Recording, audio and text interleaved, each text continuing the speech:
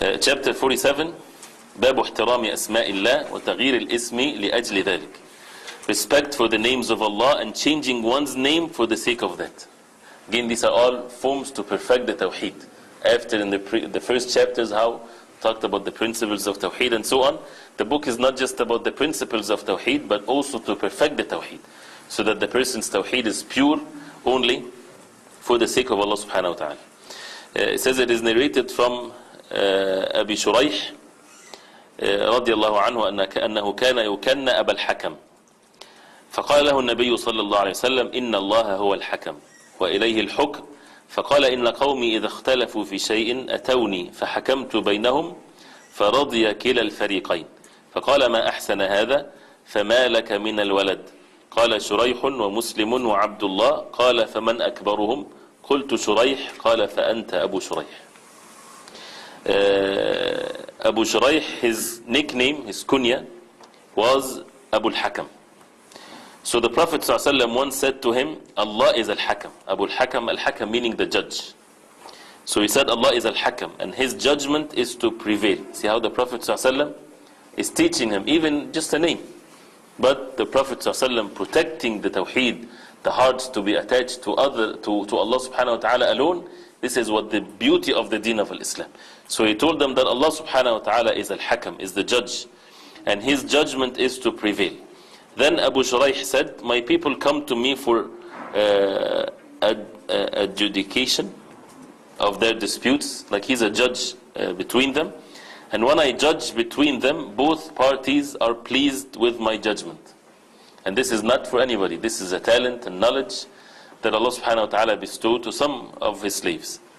The Prophet ﷺ rejoined, how excellent is this? So how excellent is a person to dispute among people with justice? Definitely this is a good thing. Do you have any children? I said yes. Although there's a hadith that condemns judges, right? That in a sense that most of them are in the hellfire if they're not paying attention. The judge or someone that leads people, whatever, he comes in the day of judgment accused till he free himself. In that sense, right? So a person appointed to be judge, the early generations of Islam would run away from this. Why? Because that means they are in so much danger as a result of making a bad judgment and so on. But if they're the only ones to be there, a person then has to step to this, and this has its own ruling. But the point is, the Prophet ﷺ praised them as a result of his justice. The Prophet ﷺ rejoined, how excellent is this? Do you have any children? The Prophet ﷺ asking him. So he told them this is not permissible.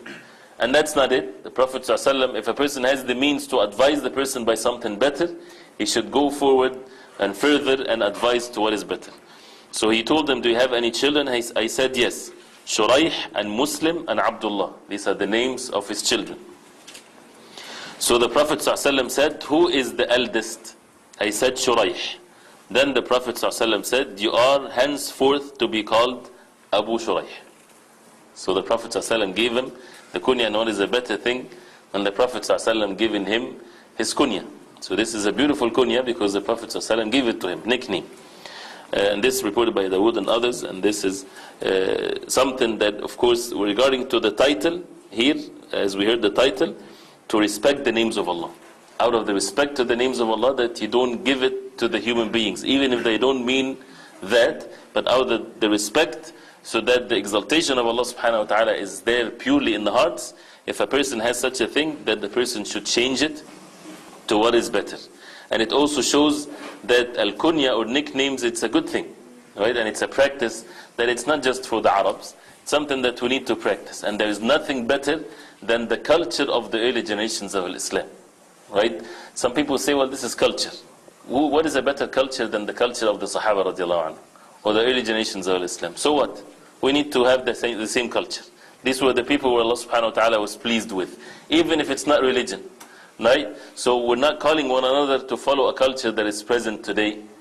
Right? We're calling each other to follow the culture of the companions radiallahu anhum and the early generations of Islam. Even if it's not haram or whatever, because it's not something that is part of the religion.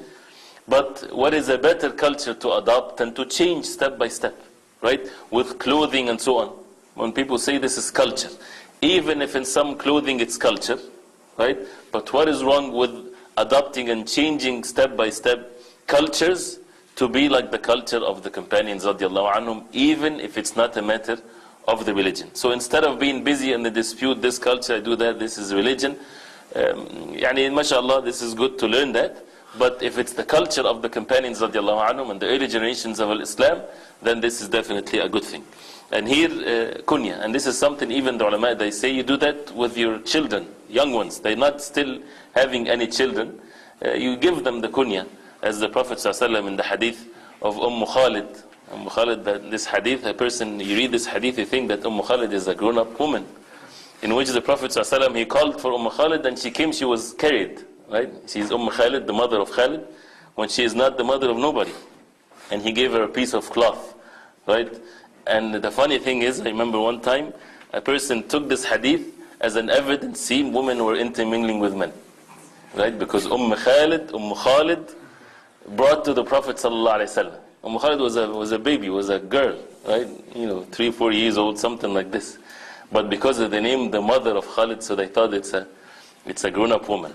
So the thing is, she was called Khalid, right? So this is something that is good. It brings certain meanings into that are responsible. The children, the girl is called something, and the boy is Abu something, right? So that he can have some feeling of responsibilities to raise him in the way that whatever he wants him to be as a good person and so on. So anyway, so the point of the chapter again is to respect the names of Allah subhanahu wa ta'ala, and that Al-Hakam is one of the names of Allah subhanahu wa ta'ala, as the Prophet ﷺ said, because we only know the names of Allah subhanahu wa ta'ala from the Quran and the authentic hadith of the Prophet ﷺ.